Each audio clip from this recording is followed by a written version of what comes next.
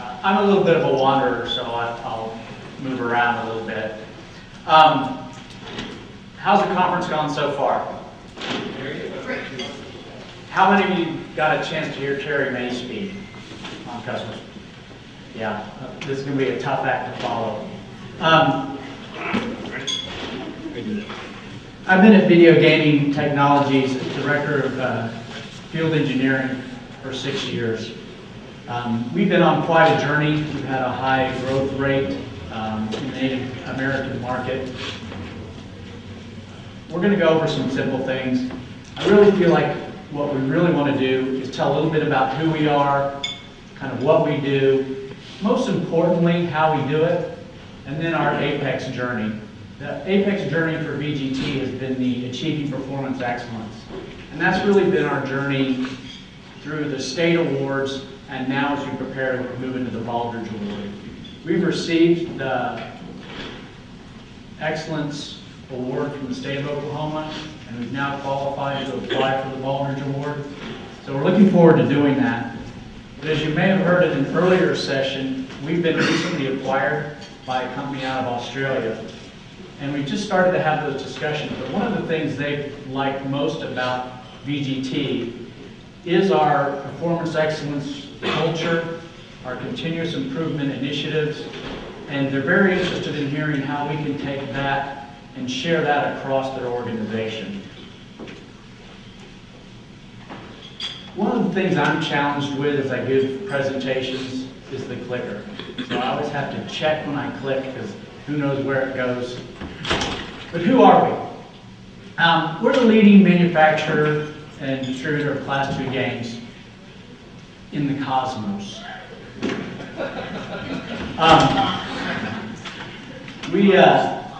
Class II gaming is targeted towards the Native American market. Oklahoma has the largest Native American market. 90% of our revenue is generated in Oklahoma. We have 600 plus associates in 3 main offices. We have our corporate office in Tennessee, Franklin, Tennessee. We have our manufacturing and service operations here in Tulsa, Oklahoma.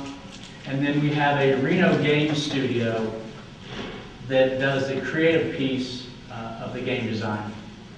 We also have some sales operations in California, and we have a subsidiary in Mexico, Red Ball Gaming, that does Mexico operations. What do? We manufacture Class II games.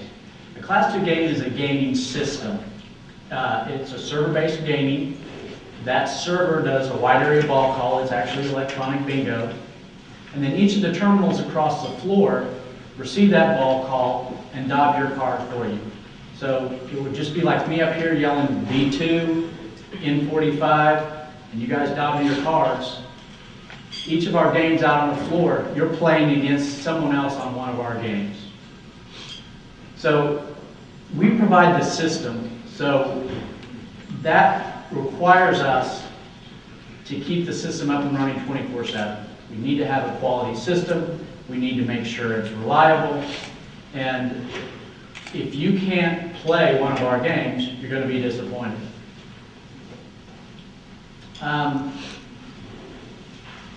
We provide best-in-class customer service. Do any of you play VGT games? There we go. Now, how upset are you when you show up and your game's down? And that's it. It's a missed opportunity. And the last thing we want you to do is not be able to play your game and then run the risk of you winning on another game. Because then you're not coming back. The most important part is how we do it. One of our senior leaders says this to me at least once a week. It's not the what, it's the how. It's not that you provide great service. It's how you provide great service. It's not how you communicate with your employees. It is how you communicate with your employees, not what you communicate. So the way we do it is we create the world's greatest gaming experience every day. This is actually our new mission statement with the new company. So we're really excited about this.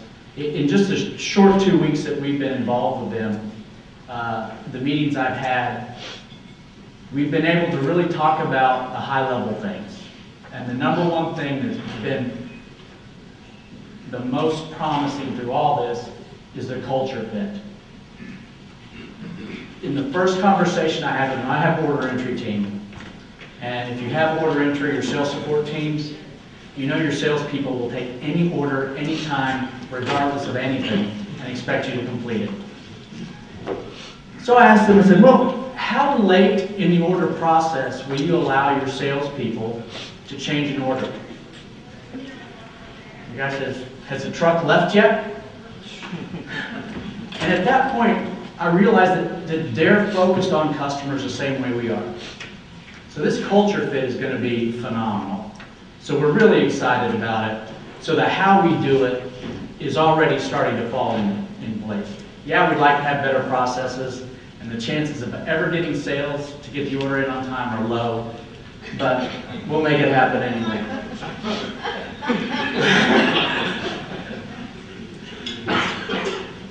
Did any of you hear Kerry Hill talk early in the morning when he was trying to talk and Terry was sitting right next to him? So no one told me when I was doing this speech that our senior VP of sales was going to be here. He's a lot bigger than I am, so I need to be careful. We're licensed and approved by over 30 Indian tribes, 9 states. We do have our corporate headquarters in Tennessee. Our manufacturing and supply operations are here in Oklahoma. Again, 90% of our revenue right now is out of Oklahoma. And then we have the game design studio in Reno with a sales office in Sacramento.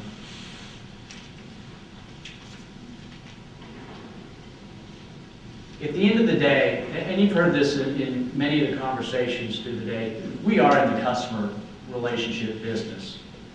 And that's really defined through Baldridge with your voice of the customer and customer engagement. And if you're not focused on those two things, you need to rethink how you're approaching customer service. It's not the what, it's the how. You know, what you need it to be is focused on these things. It's how you do it that sets you apart.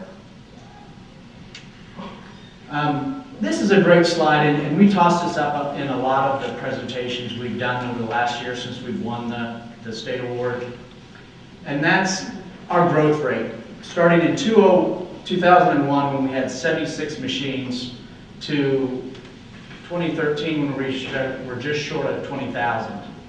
That was just phenomenal growth. And we went through several different technology changes through there. And with that, we also had a change in really how we approached customer service. Because what our customers needed changed. Early on, as they were transitioning from bingo halls with paper bingo to electronic gaming halls or casinos, really that we see now in Hard Rock and River Spirit, WinStar, and all around the rest of the state, the technology has changed. And as they grew, they were about, can you get us games quicker? How fast can you get us games? It was about who could deliver and install quickest. The service side of it was not as high a priority. We had a phenomenal set of techs that did those installs.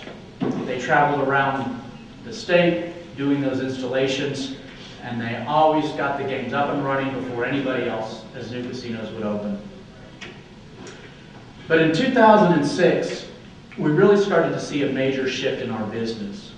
And that's the growth the key growth had kind of started to plateau a little bit. But the technology was changing, the regulations were changing, the requirements from our customers started to change. And we had grown so fast, so quickly, that we started to bring on some of the metrics and things that you have to run your business. We were going so fast and furious, we knew we were making lots of money, but we didn't know if we were going to be able to sustain that. At some point, we kept thinking that the casino growth in Oklahoma was going to slow. It was not in '06 as we thought it might have been, and it started slowing actually much later. But we put several things in place in 2006 that really changed how we did business. And so this is kind of I wanted you to notice our growth paths. We'll come back to '06.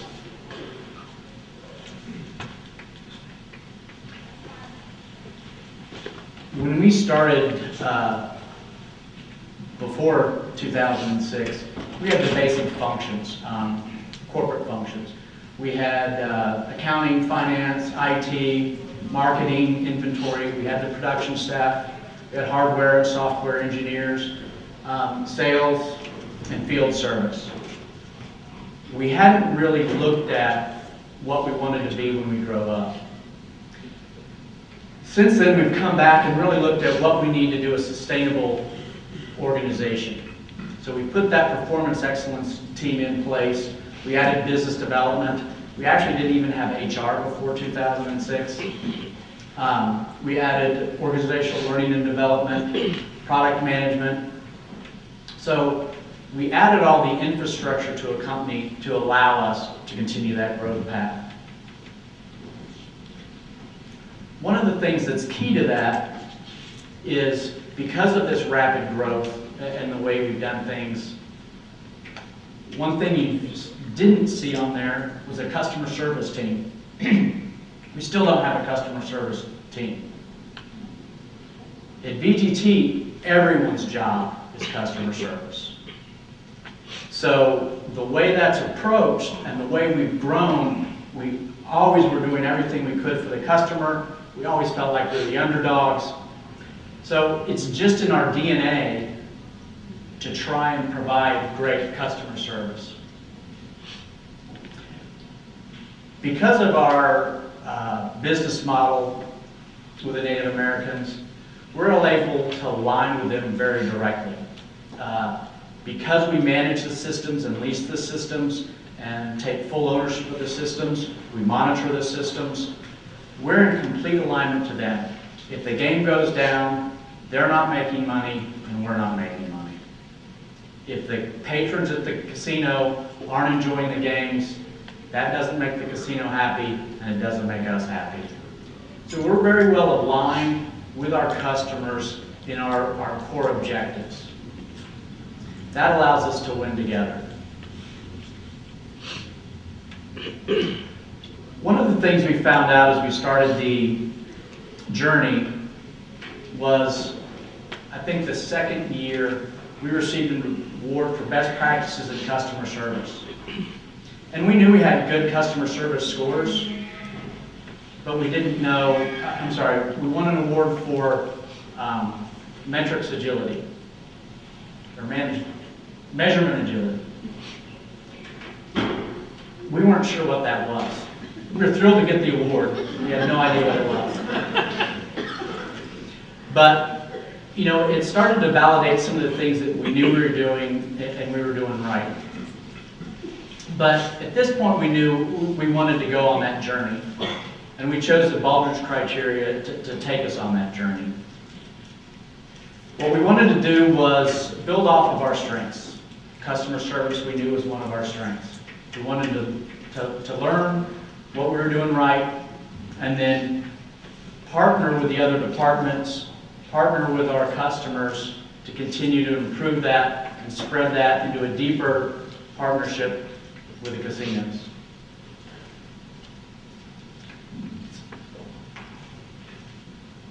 So one of the things that we have that makes us most successful is the multiple touch points.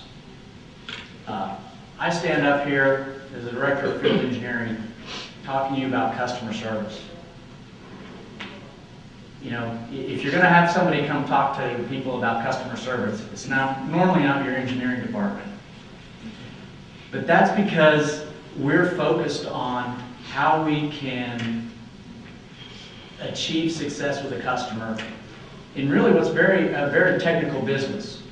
So we need to be aligned with them throughout. So we have multiple touch points into our customers, and that's what really deepens the relationship. it's not just the sales guy's responsibility to make sure that customer's happy. Every one of us are involved in the daily business at the casino and making sure that our counterparts there are satisfied with the service we're providing. We have two remote teams that do that. One is the CCE, our Center for Customer Excellence. A lot of people call it a NOC, Operations Center, but we monitor every casino system in the state or in the U.S. By doing that, we're able to tell normally ahead of the casinos the performance of the floor. We have support teams back in the office for the sales team, the field service team, so that they don't have to worry about the paperwork, the administrative side of things. They can focus on taking care of the customer, getting the customer what they want, and then they can just reach out to those support teams and they'll take care of the administrative side of that. We also have two teams in the casino. We have the account teams, led by the sales account manager. We have a very matrix organization on site or in the field that's made up of the sales account manager. He's the figurehead. He owns that relationship with the customer. But he leads the team. He's got his own deployment project manager, so that as he sits down with the casino projects, if they're building a new casino, something else is going on, he can bring in his casino manager, and they'll be able to talk together. They can work out the details of when construction will be, when power will be available, when we can start and deliver games. We have a field engineer that will do all the technical side of that, a strong interface into their IT side. All of our games are networked, so it's not just about placing the game on the floor and turning it on. We've got to make sure that that network works all the way back to our server there in the casino, that our server and games can talk to the casino management system, as well as talk back to our control center so that we're able to make sure that the system's operating properly. We also have our field services team, and this is a world-class team. We have over 120 field service technicians that are in the field every day. Their office is the casino. They have a relationship with the casino staff. Sometimes I think they almost forget that they work for VGT. They're there, they take care of the games. They will do anything that's required to help the casino out. When we do upgrades, sometimes the casino gets behind on their part of the project, and our technicians will step in and help them. We'll change locks for them, we'll help them swap out some of their electronic gear. We'll do anything we can to help support them, whereas some of our competitors will provide that as a professional service. I want to talk a little bit about our CCE, because this is one of our strategic advantages. Because we're able to monitor every one of the systems out in the field, we have a team that knows what's going on and is looking for alarms on the systems.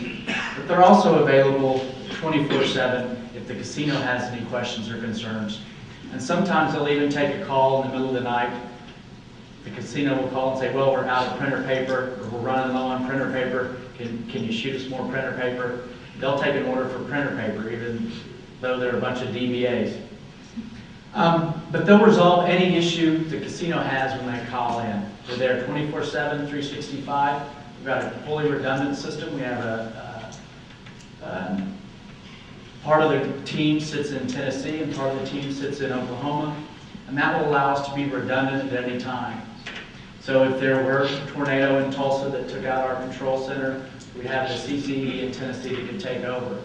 The other thing is it also has a great associate impact for our employees, in that if we're having an all-hands meeting, you can't just abandon the control center.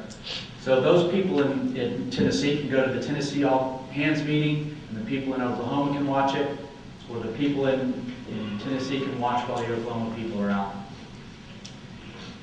They update the systems, software upgrades, those types of things. They can log in remotely and update the system. They can pull logs. They can answer any other questions that the casino may have. They maintain the systems, make sure the memories not being overloaded, make sure the database isn't getting full. But their key focus is to make the customer happy.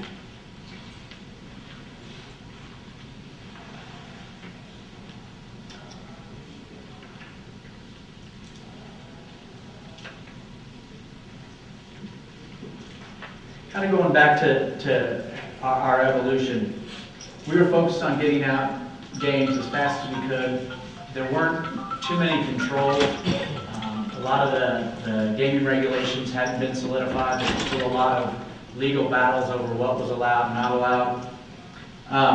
And there was just massive growth in the state. But even as far back as 01, we started to do some annual surveys with our customers. We move along to 06 and 07. They implemented what we call the District Service Award. This is just this is the thing that won us our Measurement Agility Award, I believe. The technicians measure everything in the casino, and they track it, and then they're scored on it, whether it's what, getting their paperwork in on time, getting their time cards completed on time, getting their expense reports turned in. Everything is measured. And the team, based on the 14 districts we have around the state, the team that does the best with all those criteria gets a regular award every quarter. And it's a significant bonus. And it's very competitive. It's often 0.01% determines the winner and second place.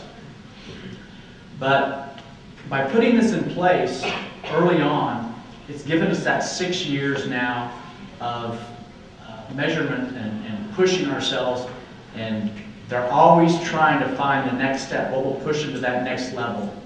So as we find something else the customer's really looking for, we can add that to that award, and that will push our teams to that next level. One time we were running into inventory issues. The inventory on the trucks wasn't staying consistent and in line with what was being registered. They added that to the Technician's Measurement Award, and they went from 60% accurate to now they consistently 100% accurate for all of the inventory on their truck. So again, you find out what's important, you measure it, and by tracking that measurement, you'll see that improvement. We also do quarterly service awards. So every casino, someone in that casino will be surveyed every quarter. And we track those results and track ourselves against those results. And that's when we began doing some customer service training as well. We have some WOW training. We always want people to be wowed by the service they receive.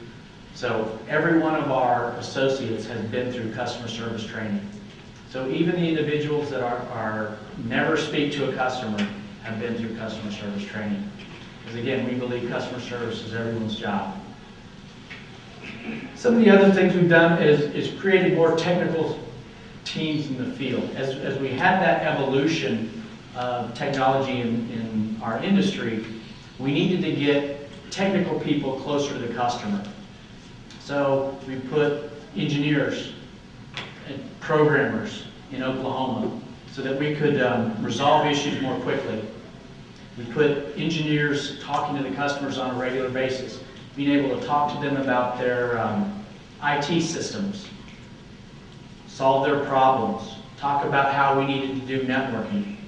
And then as the casinos grew, and they brought in personnel from Las Vegas who were used to Class 3 gaming, that didn't understand the bingo-based gaming and how it was able to generate the kind of revenue it does, we had the technical people there to explain to them the differences between the games, train them on how our games operated.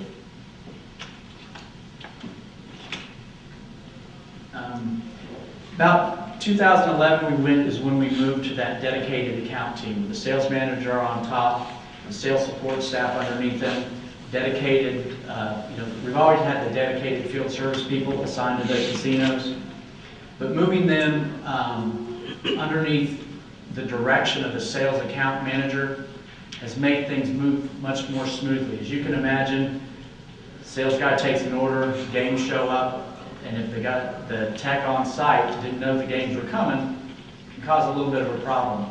But now everything is so well in sync. And this isn't something that just kind of happened. This was very thought out, planned. We knew we wanted to remain customer focused. We knew that we had to stay in alignment with our customers. So this was something that has worked out very well for us. Again, we have mandatory customer training for all customers facing associates. We run them back through that training to get them used to thinking, yes. Customer asks for something, yes. Yes, but it might take a little longer. Yes, but this is against regulations, so you're going to have to get your gaming commissioner over here.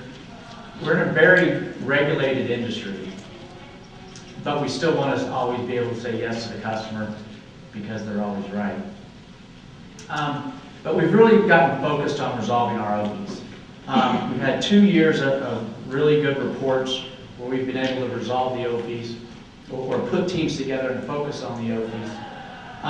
That first year, we did a terrible job of writing the application. The next year, we did a better job of writing the application. We got some good feedback. We made a few changes. And then the next year, we got the report back, and we realized that we're doing some things right, but we're not communicating them across the organization. So we were doing some things in pocketed areas that obviously resolved the OFI, but because it hadn't been distributed across the whole organization, it wasn't really considered a best practice. So with that, we've used our performance excellence team to try and drive that best practices across the broader organization. And now we're trying to take that leverage from Oklahoma to Tennessee and Reno as well.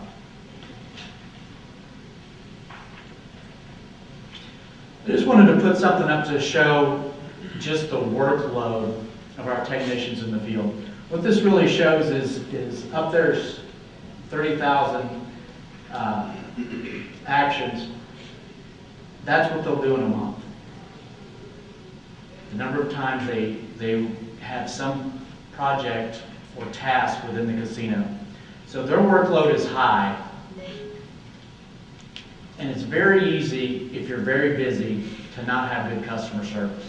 We've all been in the restaurant where it's packed, the waitress or waiter is running from table to table and is blowing by and not getting you a refill or not watching your table or slow to bring you the check. We don't allow the heavy workload to be an excuse. They still provide best-in-class customer service. They make sure that they work through their priorities, but they make sure that they're always providing the communication of the casino or their casino partners as to what they're working on.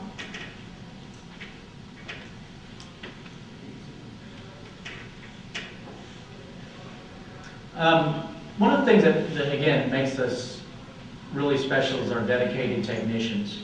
They've got excellent customer relationships, and they're empowered to take care of things on site. We heard Southwest Airlines talk about how they give their frontline employees the power to resolve issues.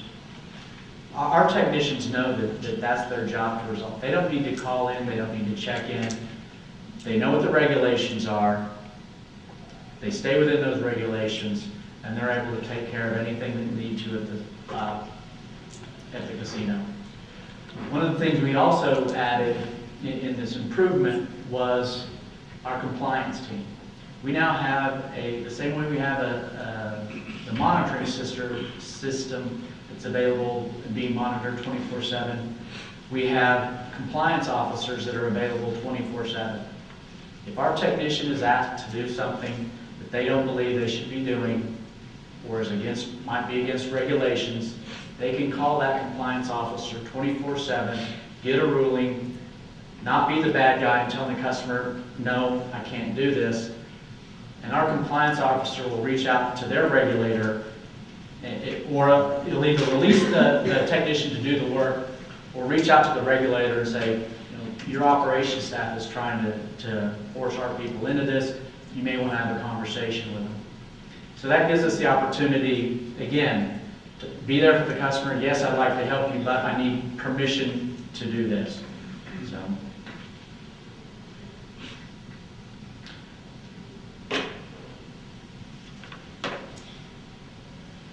Our customer satisfaction scores, I've talked about how we survey every quarter on site with the technicians.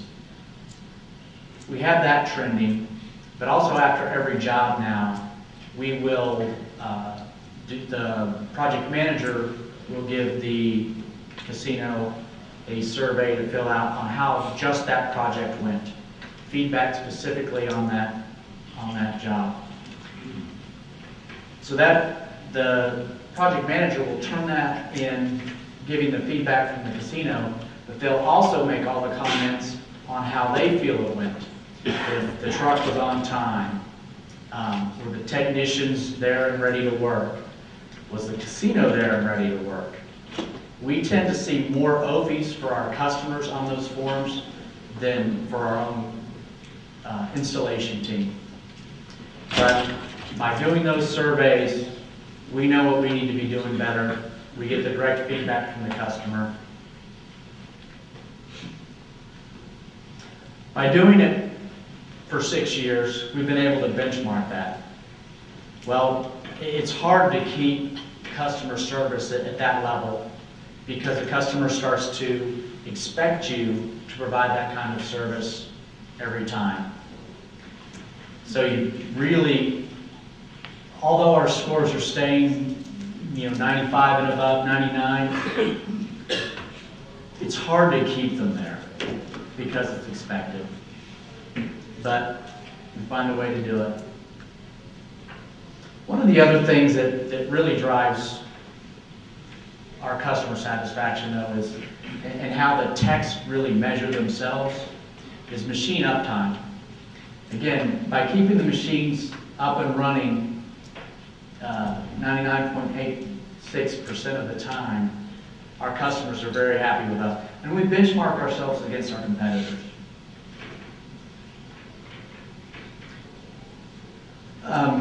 We talked about the quarterly award for the technicians, the district service awards. These are some of the measures. Customer survey, appearance to the casino, overtime management, are they completing their training? Do they have their gaming licenses? Did they get them on time? Paperwork analysis, the truck inventory audits we talked about adding.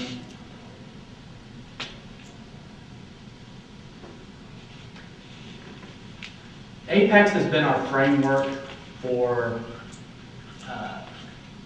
achieving our performance excellence. That's been what we've been able to use with our leadership to provide direction throughout the organization. By changing things around from the different pockets of the organization and the best practices, we've been able to show that sharing is caring.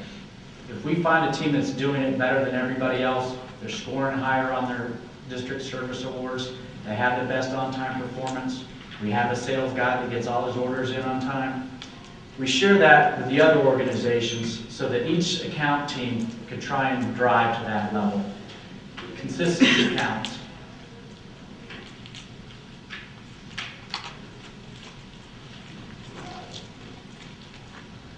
Key takeaways: align with your customer. We've been successful because we are well aligned with our customers. We have the strong touch points. We have the technical interaction. We've got the sales account managers that know their customers, know their customers' families, know their customers' dogs. And play to your strengths. As you go through this journey, start with the things you know you do well. Get some wins under your belt. Get people energized about the program you're going to follow. And then, again, it's not the what, it's the how. It's important. Any questions? What's APEX? Yeah. We are going to have a QA session right now. We have about 10 minutes. Sorry. Wake up on time to the room here. So what questions for Richard? What is APEX? APEX is our internal acronym for Achieving Performance Excellence. We have a steering committee. The APEX team is who wrote our applications, and a key member off the APEX team is in charge of each of the categories within the Baldrige criteria. Mine just happens to be customer focused. What kind of training, I'm back here, what kind of training do you do, since customer service is so important, what do you do as you onboard folks? A big part of the training is cultural. When we bring, and it will depend on the department, but the technicians that are probably one of our most customer-facing groups go through a probably 3 or 4 week process where they go through every part of the organization. They'll spend some time, first day or two, pretty much administrative, filling out paperwork, meeting with our compliance team, learning some of the do's and don'ts when they are on site at the casino, mostly the don'ts. And then they'll spend some time with the administrative team. They learn how to actually do their time cards, how to do their expense reports, what the rules are. So again, by the time they make it to the field and they start doing their job, they've been to almost every part of the organization. But what about the customer service piece? How do you? We actually have an internal program we call WOW.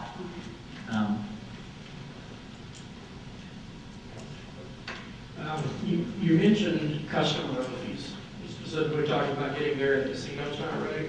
I think that's a problem for everybody. How do you try to attack that without, and move them in the direction you want to go without offending and alienating them? It goes back to actually something I heard Terry say just before this, it's the relationship. Our salespeople have an excellent relationship with the casino. They're smart, they stay away during an installation. If we run into trouble during an installation, we can call them in, they fly in like Superman, smooth things over, and we're able to go on. But if it's a habitual thing, the tribe always schedules it for 6 a.m. and they're never ready till 8. We pretty much start and address that through some of the project management meetings where we're very specific on, okay, you will be here at this time, and we kind of lean on our, I'll say tier 2 type relationships. You know, we said we were going to do this. Are you really going to make sure IT's there this time? And again, it's the relationship.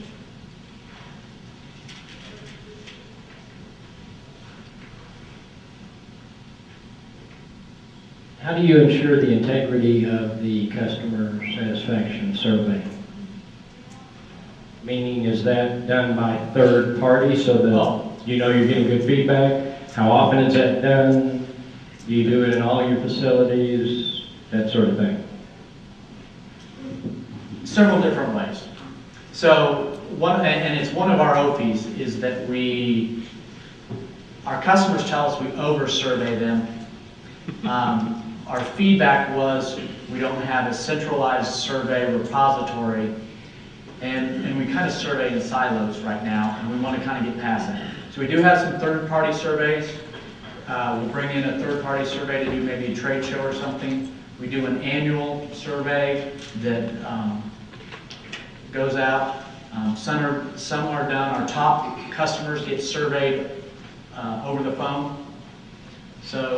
But our quarterly surveys at every casino are face-to-face, where we hand them the survey and they either fill it out right then, or we ask them the questions and we fill it out, and we take that back. What will happen is you might be able to cheat one or two, But you won't be able to sustain that unless you're providing great customer service. I would just add to that, I think the original question, do we use an outside party? We do use an outside company that is trained, and that is their business. The game is doing surveys for gaming companies. So once a year, we do survey our customers, and it is done by a third-party organization. Other questions for Richard? You guys have really impressive competitive data. I think that's pretty easy to get in your industry. It's not always so easy to get. Thank you. It isn't easy, but the casinos actually do provide that. And the way we use that is, this is not absolutely every casino, because not every casino provides it, but this is all the casinos that do provide it rolled up. So every morning, the casino will say, here's whose games are down. And so we look at that every day, and we track how many games are down by the different vendors, and then we know how many games they have on site, so we're able to track that. And so the technicians monitor that every day. So every day they're pulling the data, every day it's getting plugged in, so we stay on top of that. You spend a lot of time jamming their computer? No,